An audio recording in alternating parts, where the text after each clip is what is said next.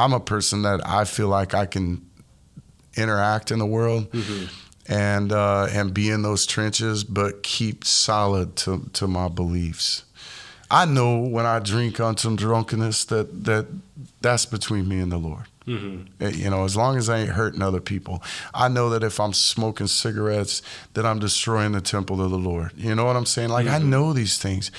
And they do bother me. They are things that I do want. And it's slavery, too, because I'm enslaved to that. Like, I want a cigarette. Every other day, I want to have a drink. Not every day. So I do have some limitations. Not every day. So it's every other day. But it's usually every other day. What's going on, guys? This is Devahntau Colonel here with you again. And on this episode, we've got part 2 of the interview with Tony. If you guys watched part 1 on Monday, or maybe it came out Tuesday, you guys saw that. You see the type of guy that Tony is. Part 2, Tony gets very vulnerable with us, and he shares super personal things about himself. So go ahead, check out the whole episode, and then I'll see you guys after this one. And I really hope you guys are ready to get to know some very good, very personal information about the Tony. Enjoy. Till I was 9, but he was never there. He was always out on the road driving his truck, screwing around on my mom. And then she tried to kill herself because, craziness. I'm going to a therapist now for the first time in my life. I just went to my second visit because I thought, I had all these things happen to me in my life. And I don't really have anybody in my life right now, friend, spouse, whatever, to talk to. I got Jesus, and Jesus will answer your prayers. I just want somebody to bounce things off, as another human to human, and get some ideas, and it was great. The last time I went in there, she pointed out, she's like, set some goals, do this, do that. I'm like, those are great ideas. And it's good to hear somebody say that. I mean, yeah, if I was going to church, I'd probably have 20 guys around me telling me that. But, I ain't going to get into the whole church topic, but church has always been an interesting subject for me because so in the church, the recent church I was going to, they called me a prophet, right? Okay. And I love Elijah, the prophet, right, in the Bible. Actually, one of my favorite suits to wear to church is made out of cashmere, which is camel hair, and it's brown. So, yeah. and the pocket stamped inside with Elijah. So I take it to the level. All man. in with it. I take it to a whole other level. But being that, I tend to, when I go into something, I tend to go in it with everything I have. And they have labels for that now. They call it OCD, ADHD. They got names for it, which are all these derogatory, negative names. I hate all this name calling, man. Like, hey, he's smart, he's spiritual, he's good. He's got it going on. He's smart and he's spiritual. Like whatever happened with calling somebody smart? Hey, isn't there smart people left in the world or no? Like, are they out there? Or are they just all ADHD, OCD, crazy people? Are they crazy? I don't know. Is that what the kind of is now broken up in all these things? Now? Oh man, I wasn't aware of that one. This is new to me. So because I like to be organized. I'm not somebody that's going to wipe this counter down for 6 hours. That to me is OCD. That's like the clinical OCD. But do I like my things to be organized? Do I like things? I see things as a system. I took the ASVAB and scored like a 94 or something on the ASVAB, some kind of crazy, ridiculous number. Could have done whatever I wanted to. And it's because I understand mechanics and systems, whereas you have people like my daughter, which is more of a literary type person. Like she loves words and vocabulary and things like that. I'm terrible at vocabulary. I mean, if you listen to me now, I'm saying a lot of the same crap over and over and using different words, but the same words. Messing with you, bro. Messing with you. My man is handling himself expertly. No, but Your time on the panel shows, man. yeah, where are we at? We're only 34. Wow, this is great, man. We're moving along. But yeah, man. I mean, being the quote unquote, that's the label that they gave me when I was at church. Not a label, but they said I was a type of a prophet because there would be folks that there would be things going on with them. And when the Lord's moving through me, and when I open myself up to God and literally just pour yourself out to God and become an open vessel for him to fill, when you do that, because when you start pouring all this stuff in and you start pouring the world into that's what fills up that vessel. But if you can, and if you got to go to a cave, right? Like our man did. Oh, yeah. If you got to go to that cave and stay in that cave, if you got to die in that cave to be wise, but still knowing what's going on in the world, but they ain't got to be necessarily a part of the world. You know what I'm saying? Like, and that world is tempting, bro. It's tempting. There's a lot, the ladies nowadays, man. The women that are out there, and it's different. Yeah, I came up in the 90s, bro. Like, girls was wearing 501 jeans up to here and sweaters and things. Like, I thought what's her name on Seinfeld was the most beautiful thing on the planet. What's that girl's name on Seinfeld? Oh, man. That was one I never watched. Oh, I know you know that one. I just seen her in a movie too. She was even beautiful in the movie. Oh, the great movie, man. You got to see it. But then again, now we're diving into the world here. But I'll be honest, I'm a person that I feel like I can interact in the world and be in those trenches, but keep solid to my beliefs. I know when I drink on some drunkenness that's between me and the Lord. As long as I ain't hurting other people. I know that if I'm smoking cigarettes, that I'm destroying the temple of the Lord. You know what I'm saying? Like, I know these things. And they do bother me. They are things that I do want. And it's slavery, too, because I'm enslaved to that. Like, I want a cigarette. Every other day, I want to have a drink. Not every day. So I do have some limitations. Not every day. So it's every other day. But it's usually every other day, that I'm going to have a drink. My cigarettes, I love them. This is going to sound terrible, but I have literally prayed and asked God, if I can just have one thing when I go to heaven that I know ain't supposed to be in heaven, it would be if you let me smoke. Just, that's it. You put tobacco on the ground, man. Come on. Help a brother out, Lord, please. I should be saying that. God is going to be like, listen. I should be saying that because all our listeners are like, let's go light up a cigarette. No, don't do it. Candy. If you ain't never smoked, don't ever do it. Honestly, it's terrible. I grew up with my mom and dad with the windows up smoking, so I was smoking since before I was born, man. My mom was smoking when I was pregnant, so I'm full of nicotine. That's why I get things done, Devahntau.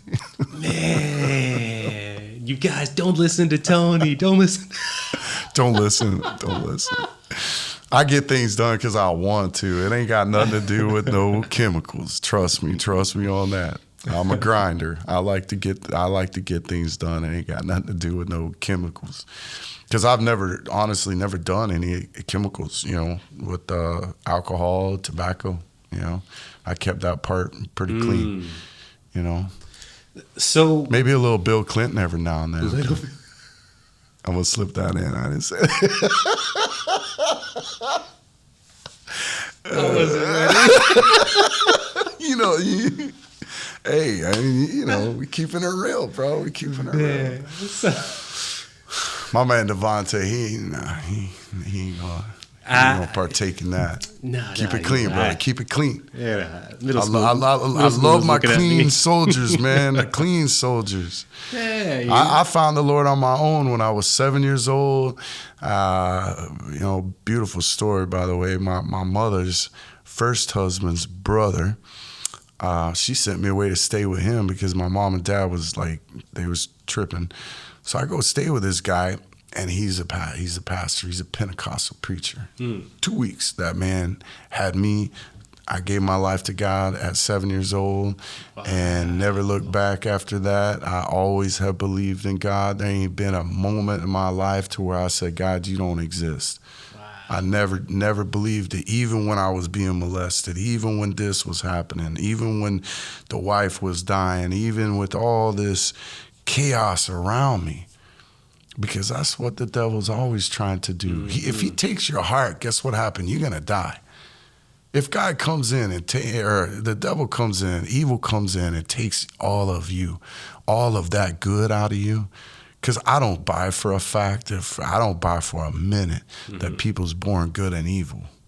I don't buy that. Maybe. I believe people are a product of their environment. Now, there may be some, mentally disabled folks, that really have a mental illness, and maybe they're psychopathic or sociopathic. Look at Ted Bundy, he had good Christian parents. But then again, did we hear the whole story? How do you know his dad wasn't back there molesting him or something? And he never wanted to man up because he was such a narcissist. He didn't say nothing to nobody about it. You know what I mean? Yeah. I don't know a lot of details when it comes to. I do know the Christian thing and how he had people so involved, and you definitely you see some of these people that are so high functioning and and then behind closed doors you're just like, holy smokes. And then that's where you got to keep it together, Devahntau, is behind closed doors, and when you look at those two eyes in the mirror every day, that's where you got to keep it together. It's in here. Because I have to put on faces all the time, I have to wear different hats all the time. In my company, I bounce from job to job, and I get calls from people all day and all kinds of people in situations and customers that I have to deal with, customers yelling at me, customers applauding me, we all wear, kind of wear hats in a way, and I'm the type of person that I tend to try to come your way a little bit, maybe a little chameleon-ish, because I want to get in where I fit in, So, okay. And I feel like I can fit in with anybody. I really do. I feel like I fit in with anybody. You definitely have a little bit of everything. You've got some of the army stuff. You got some of the a little bit of knowing how the world is, knowing what the biblical side of life is like. But yet I'm a hippie at heart. I mean, look at the socks, man. Come on. This is my first time looking at the man's. I did not see them. Those socks, man. I got crazy socks. I got a whole drawer full of all my cool socks that I buy. I like to hike. I like to look at trees and birds and nature. To me, this is God's creation. I think it's beautiful. That building is beautiful because man built that, but God made man. We could take it all kind of ways we want to take it. But, I've listened to a Metallica song, and if you imagine that to be a Christian song, you can be like, yo, this could be a Christian band singing this right now. I've heard that there's going to be a segment that I have where it's two people who are huge music heads, where we go and sit down and we just look at different songs that were super popular, some Metallica, some Evanescence, and just go and be like, oh yeah, you didn't know it, but this was a Christian song. That's a segment I'm excited to have right there. That's great, man. You could do an hour at least on that, maybe two. Really? Because I believe that. There's been a lot of very inspirational music to me that is quote unquote worldly. But if you just block that thought of it being worldly, because everybody tells you it's worldly, it's Metallica, they're of the devil. But then if you just literally sit and soak up the words and imagine that it's a spiritual song that is, that you're connecting with God, then you can take whatever you want to take from it. I think that's what makes us more human than anything, is that we have that freedom of choice in our minds to be able to do that. And that's us living, thank God, in America, because in other parts of the world, it ain't like that, bro. You don't get to hear what you want to hear. You don't get to do what you want to do. It's bad, communism and things like that. I mean, hey, communism, I ain't gonna say that. I almost said communism looks good on paper, but it don't work because of greed, because of man. It's interesting if you don't know. And what I'm saying right now could blow people away and be like, what is he talking about? Communism looks good on paper. It does. It really does. But when you get the human element involved, it don't work. Because then, hey, I'm going to do for you and you're going to do for me. There's only one way we can do that. And that's if we love each other, right? And we're going to take care of each other, right? Absolutely. That don't work. It ain't worked in ever, bro. There's only a group of people out here that really understand and appreciate that.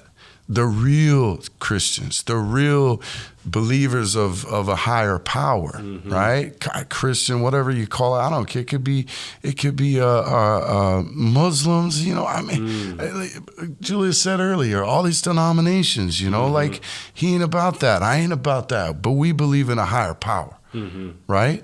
And we define that higher power as God, right? Right? 100%. Now they other religions call it a different name, whatever, and that's fine. But deep in those religions, you have good people that know what is supposed to be the right way and the wrong way. Like what is right, what is wrong? Who defines that? How does our law define law? Where do we get law from? Is it right and wrong? And if so, who defines that? We've got an interested onlooker here. She's we're trying. Maybe we'll have to ask her for that photo later. She's probably mad because we're sending glare at her right now. I hope not. You guys didn't see it. There was somebody literally outside the window. She comes up and she's like taking photos of our entire setup that we have. She's probably mad at the lighting, but we'll be okay. Oh. I wonder if that light is blinding people. But she's sitting over there, so I can't imagine why. Right. Nobody else has said anything either. I think they appreciate the aesthetic. I mean, we'll see. Yeah, I'll ask. If they come yelling and beating on the window, I'll be like, "Oh my God, it's a zombie apocalypse." This is a cool library, though. It is. Melrose Center, you guys. This place is where we're doing our first episode of the podcast from. It's a great place. Definitely come through. Check out your books. Support it. It's a great spot. So I want to talk with you for a second about apprenticeship. Because in the young man's world, or even, I mean, honestly, professions are something that people are having a difficult time with now because there's so much available and so many different things. I mean, if you're a 16-year-old and you're on Instagram, for example, and you're scrolling through, you're seeing all kinds of posts about how to make $10,000 in a month, how to make $6,000 in 2.5 weeks working 16 hours. And so there's so much out there. Like, do I go to the army? Do I stay home? Do I work? Do I go to college? Oh, I hear that if you go to college, too much. And a lot of options. And then you got the fast food joint on every corner. That becomes an easy option. Man, yeah. That becomes an early option. Work it when it's early, but my recommendation is that attempt to discover something that just kind of intrigues you. For me, it was sound, as I mentioned earlier. Right. So I got into music. I loved music, and then I wanted the music to be louder, but not just loud. I wanted it to sound good. And then I got into wires and what amplification is and watts and amps and ohms and all of that stuff. And then I became interested in, well, what is that? So as a junior in high school, I went to a technical school to learn electronics. Okay. So I went to a VOTech school to learn electronics. And I had this mad scientist teacher there that quick question for you on that. So going to a VOTech school like that, how does one go about even hearing about that, learning about that? Like where? It should be happening at your school. And see, that's something that, as a, person wanting to get more involved with society, that is something that I really am looking towards. I want to start at the schools.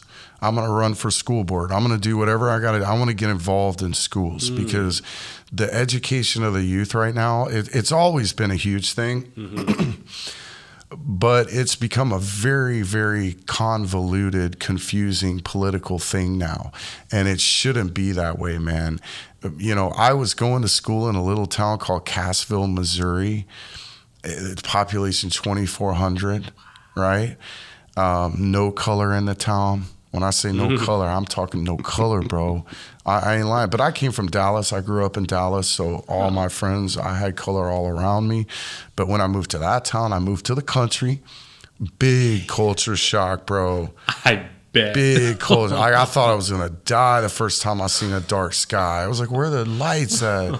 I was tripping, yeah. So, but once I got into my junior year, and I've always been inquisitive, but I did, when I became a junior, my sophomore year, I got voted MVP on my football team. I was kicking 50-yard field goals as a sophomore in high school because I played soccer my whole youth when I was a kid and a goalie. So I had to kick the ball far, So then in football, I just said, okay, well, now the ball is like this, kick it. This time it needs to go up instead of straight. Right, or that way where it was. I got into football, but my grandfather was in the Navy. My father was in the Marine Corps. So I'm just big on serving my country. If you asked me earlier, this is going to sound extremely like some sort of socialistic statement, but I like the ideas of a couple of years in the military for a young man. I don't think it did wonders for me. It taught me a more discipline that I didn't get because my mom and dad had separated or they were divorced. I didn't have a father figure. At 11, my grandfather died, so it was my mother and my grandmother raising me. So ask me if I know about women. Wow. That's another subject. Do I know about women and how they can, I learned a lot about that actually women. makes a lot of sense now that because you had women that you were mainly around and that were kind of like the positive figures, but then you had the and then you had the military experience where that's where you got a sense of I got discipline. I learned a lot. I learned what racism was in the military. I didn't know what racism was. I had no idea. Like true racism, like true hatred. I had never seen that before. And then to go into the military and see that was like profound. Like guys really, really evil in their eyes going at each other. And we're supposed to be brothers. But then they get kicked out. Like you're gone. In boot camp, those first 2 months, that's why you're in boot camp. They throw 100 dudes together and say, all right, y'all going to get along. And if you don't, you're gone. So you learn to get along. Some things get solved in the shower at night. But that ain't hatred. That's stop messing with me. Right. And you keep messing with me. I'm going to teach you a lesson. I'm going to have to. I don't want to kill you or nothing like that, but I'm going to tell you ain't going to keep doing that to me.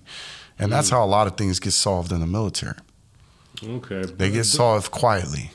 Not everybody needs to know about it. They'll duke it out, come to an understanding. Hey, man, we know exactly what happened in the shower. Like, we know I kind of put you down, man. Like, let's not keep doing this now. There's like 10 or 15 other people there sometimes, It's like, it's a boxing match.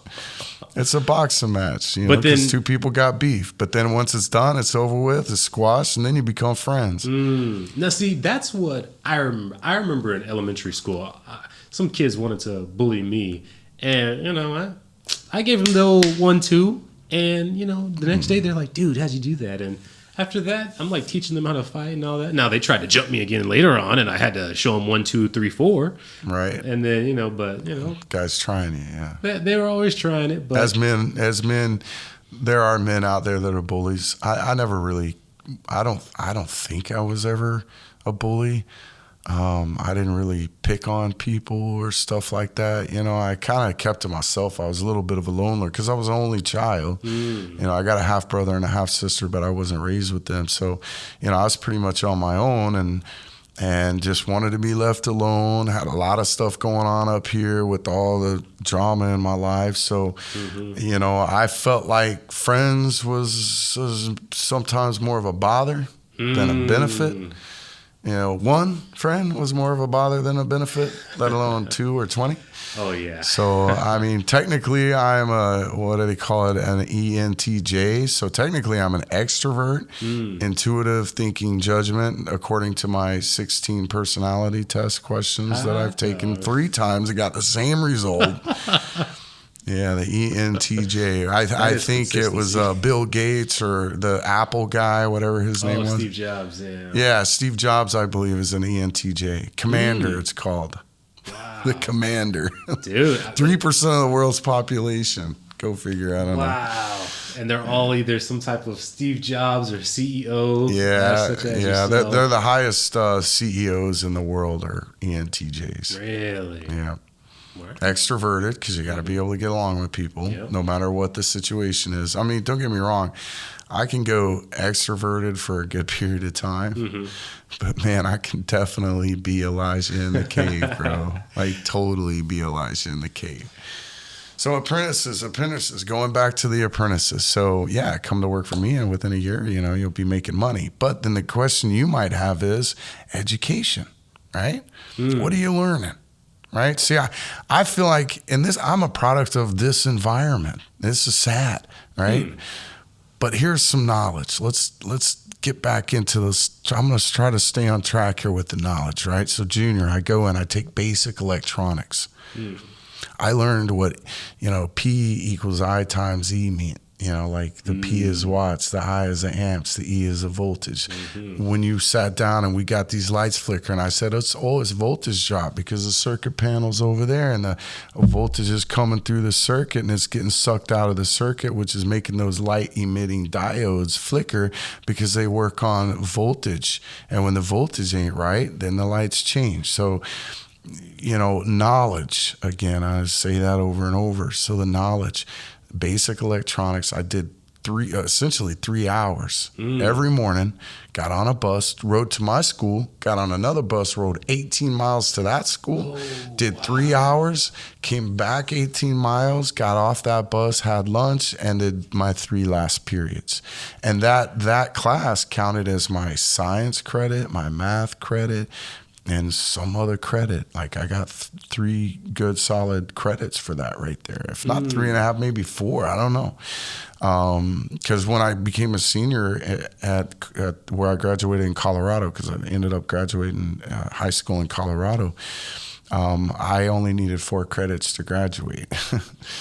So I didn't show up to school for the first 2 periods. 4 credits. That's all I needed. Dude, but they also didn't have killing advanced it. placement when I was with the schools that I went to. I might have explored advanced placement because school was just boring for me. I could listen to you, write it down, and then take the test and move on and remember it. I mean, I remember it now, but I do know that osmosis is the diffusion of water through a semi-permeable membrane. That's like textbook perfect definition right there. It's exactly textbook perfect. Shout out to Mr. Hemming, my science teacher that failed me my sophomore year, and I had to take biology again in my senior year. He used to mess with. He was also my advanced electronics teacher, so he knew my potential. He knew my potential. So as a sophomore, I just took biology with him. As a senior, he made me retake biology again. 1 second. Oh, we got Julius locked out. Our man was locked out. Okay, continue. Yeah, so he was advanced electronics for me, but I also had to take my biology over again my senior year. So obviously I graduated, I got my biology with an A. It was the highest score I'd ever gotten my entire 4 years of high school because I had to prove to him, Mr. Hemming, you seriously failed me? I was smarter than most of these people. Yeah, but you wouldn't do the homework and you wouldn't do what I told you. Because I have a job, Mr. Hemming. I have a job. I can't do homework. Like I leave here, drive straight to a place and work and then go home and go to sleep at 10:30, 11 o'clock at night. I can't do homework. Wow. If there's one thing about Tony that is the truth. It is that he is raw, he's real, and he has a strength that I think only people wish that they could have sometimes. There were some things in there that he would say, and I'm like, I can't quite get down with that. But I would say a solid 90-95% of Tony, I rock with everything that he's saying, the spirit of what he brings to the table, and just his experiences, man. This guy is someone that, and I say it over and over again on the third episode, that I really want to get him on for another segment of it and get his thoughts expanded more. But there will be a part 3 to Tony's interview. It'll come out Friday. So if you're watching this here on Wednesday, in 2 days, his part 3 will drop. Be sure to go and check that out when it does happen. And make sure to like the video, subscribe to the channel, leave a comment. Let me know what you're thinking, what you're liking about these interviews, what you're not liking, what you want to see more of, less of, certain things that I do, my interview style that you like or don't like, any thoughts whatsoever. Looking for everything. So other than that, this video is over. Thank you for watching this far. Y'all have a great day, and I'll catch you in Friday's video.